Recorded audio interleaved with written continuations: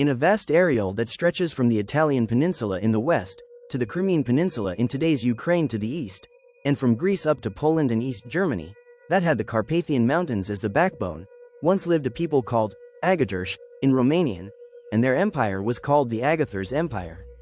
This information comes from the archives of the Dragon Knights Order, a very old secret order, also known throughout history as the Brotherhood of the Thracian Kings.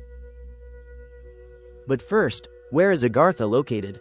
According to the last king of the Agartha's Empire from above ground, Valentin Trăcar XVII or Valentin Turca after his Romanian name, the Carpathian Mountains are an artificial construction that have been built millions of years ago by extraterrestrials coming from the Draco constellation.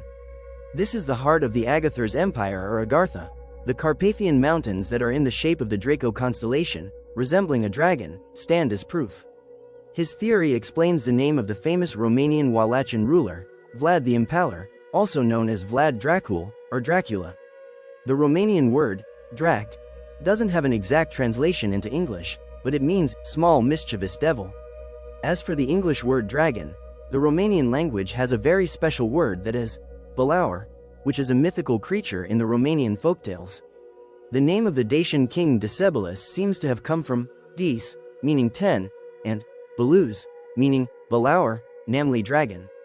Alien constructions that archaeologists have yet to explain and mysterious events happening around the Carpathians start to make more sense now in the light of this new information. Here are 7 mysterious facts about Agartha you've surely never known before. 1. Agartha was like the Garden of Eden.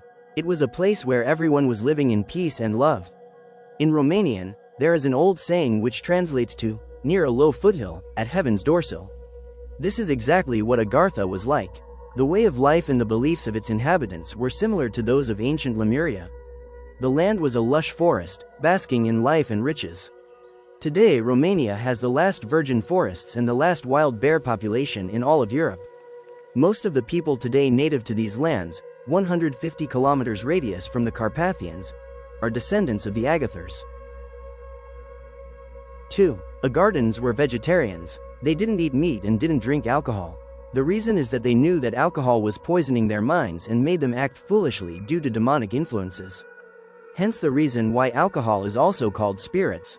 When vine culture became popular, Decenius, one of the most remarkable Dacian rulers, ordered the burning of all grapevines so that they could not make alcohol from grapes. Agarthans were mostly farmers, wild foods gatherers, beekeepers, and shepherds, and they lived in great communion with their livestock and nature. 3. They were masters of gold and pottery. The most notable works of the Agartha's artisans are depicted in the findings of the Vintsa Trdash culture, Hamangia, Cucudan Tripulia culture, Gumelnitsa Karanovo culture, and Boyan culture, but there are many more others. Agarthans were also masters at exploiting precious metals and crafting objects from gold. This is because Agartha had great amounts of gold in its undergrounds. The countless gold vestiges discovered on the territory of Romania today, such as the Petroasa treasure and the Dacian bracelets, stand as proof. Agartha was a very rich territory, not just in gold, but also in spirituality. This is reflected in the bounty and variety of the Romanian folklore, craftsmanship, stories and traditional wear, and at the same time in a very solid Romanian language unity that has not been split into 2 different dialects, unlike Italian, French or Spanish. 4. They had gentle laws. The Belagine laws, Blajin in Romanian meaning the soft, kind laws, seem to have been their creed. Agarthan rulers sat in a circle at a round table, signifying that they are all equally important. The circle is a symbol of the sun, representing their solar culture, that we still see today in the Romanian folk dance called hora, where people hold hands and dance in a circle. This dance is also popular in the entire Balkan region, but not in Western Europe. In most patriarchal cultures today we have the symbol of the triangle, also depicted on the US dollar, which is the opposite from the circle. The triangle is a form of ruling where most people are ruled by a few, while in the circle, all are equal. 5. Agarthan doctors practiced holistic medicine. Their healers believed that in order to heal the body, you need to heal the mind first and focus on the whole, not the parts. They practiced a spiritual form of holistic medicine. Hippocrates himself wrote in his books about a Thracian doctor who taught him this way of healing. Today, Romanians still heavily rely on home remedies, made after recipes that have been passed through word of mouth from generation to generation. Marigold balm, chamomile tea, or comfrey tincture are medicines you will still find in most Romanian households these days. 6. They had the oldest language in the world. The writings discovered on the territory of today's Romania are the oldest yet discovered in the world, namely the Tartaria tablets, which date back before the Sumerian writings. We can still see the Agartha's people writings on the Sinai gold tablets, a set of 200 mysterious gold tablets that have been excavated at the construction site of the Pelish Castle in Sinai in the late 19th century. Up to this day, the writing on the tablets has not been decoded or deciphered completely. 7. They were a compassionate and kind matriarchal society. Agarthans have never started wars to conquer new lands but always fought to defend their territories, knowledge and culture. This is perhaps because they were a matriarchal society, built in a beehive structure, where each individual contributed and was equally important, and no one was left behind. Wise women ruled with love, respect, and compassion. Indeed, Agartha was a society where everyone took care of everyone else, with less ego-driven people, violence, and wars, that we see in most patriarchal societies today. How and why did Agartha disappear? In time, this peaceful society has been infiltrated by lower vibrational beings, meat-eaters, and alcohol drinkers, who sought to conquer these lands and establish their rule.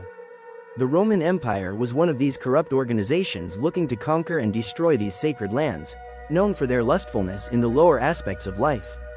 Agartha has been quote-unquote destroyed through spiritual and cultural infiltration. This was not a fair battle, to say the least, as with most conquering empires throughout history. The minds of the Agartha's people were enslaved and perverted, and all that they had sacred and pure was soon buried and forgotten. At least for now.